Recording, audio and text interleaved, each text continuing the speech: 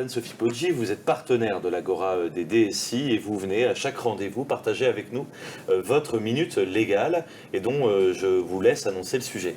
Exactement. Aujourd'hui, comme on parle de la guerre de l'information, moi je vais vous parler du DSA, qui est le Data Service Act, en français le règlement européen pour les services numériques, qui est applicable aux fournisseurs de services numériques et qui est la première des armes de régulation de l'Union européenne pour lutter contre l'irresponsabilité des grandes plateformes du numérique.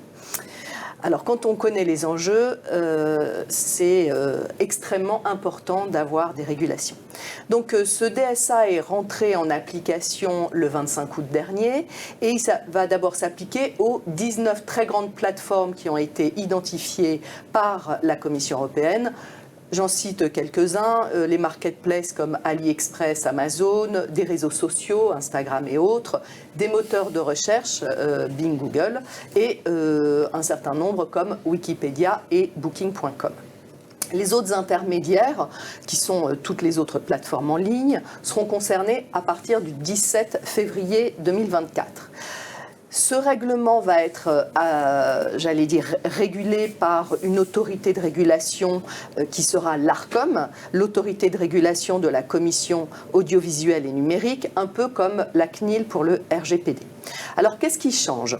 Ce qui change, c'est que si les intermédiaires sont toujours sous un régime de responsabilité limitée, c'est-à-dire qu'ils ne sont pas responsables des contenus, en fait, ils vont devoir retirer plus rapidement, plus systématiquement, les diffusions de contenus et produits illicites, dangereux ou contrefaisants, dès qu'ils en ont connaissance. Qu'est-ce qui change également, c'est qu'en fait le DSA instaure de nouvelles obligations de diligence qui sont graduées selon le type d'acteur, la désignation d'un point de contact, un peu comme le DPO dans le RGPD, la création et l'encadrement de mécanismes internes de notification et de traitement des réclamations, des créations d'organes de règlement extrajudiciaire des litiges et de signaleurs de confiance qui seront sous l'agrément de l'ARCOM, et des obligations de transparence, et ça c'est vraiment très intéressant, avec la publication de rapports de transparence, publication d'informations sur les publicités en ligne ou encore des critères de recommandation de contenu. Au niveau de la conception des interfaces graphiques, la Commission va publier des lignes directrices pour bannir des interfaces jugées trompeuses ou manipulatrices. Et enfin, les très grandes plateformes vont devoir imposer une évaluation des risques systémiques associés à leurs services, comme par exemple l'effet négatif sur les processus électoraux.